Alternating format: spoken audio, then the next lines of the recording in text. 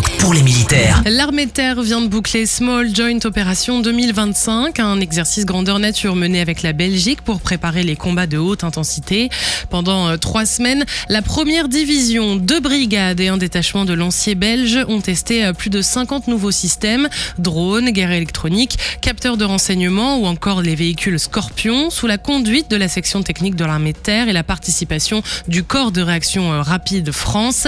Sur le terrain, les soldats ont aussi expérimenté des innovations inédites, du LiFi pour communiquer sans ondes, de l'intelligence artificielle au cœur des postes de commandement et un nouveau système de coordination compatible OTAN.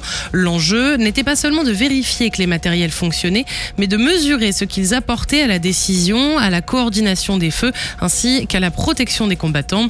Objectif, être capable d'ici 2027 de projeter une division complète en moins de 30 jours.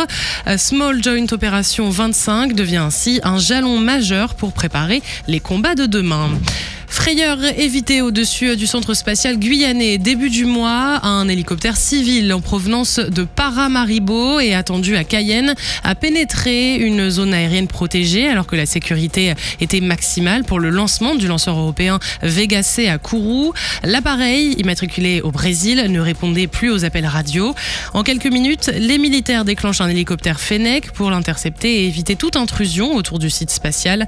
Finalement, le pilote reprend contact, rectifie sa trajectoire et l'incident se termine sans conséquence. Une séquence qui rappelle l'importance de la surveillance aérienne permanente autour du site spatial guyanais.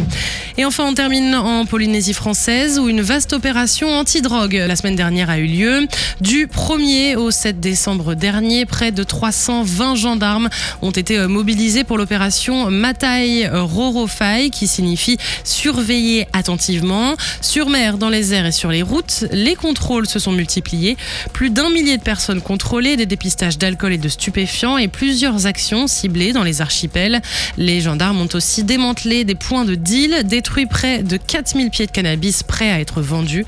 Des opérations ont même été menées autour des écoles et à la maison d'arrêt des FAA. Une mobilisation d'ampleur pour freiner les trafics sur tout le territoire polynésien. Sur terre, sur mer, comme dans les airs. Skyrock PLM, en équipe avec Uneo, la mutuelle des forces armées.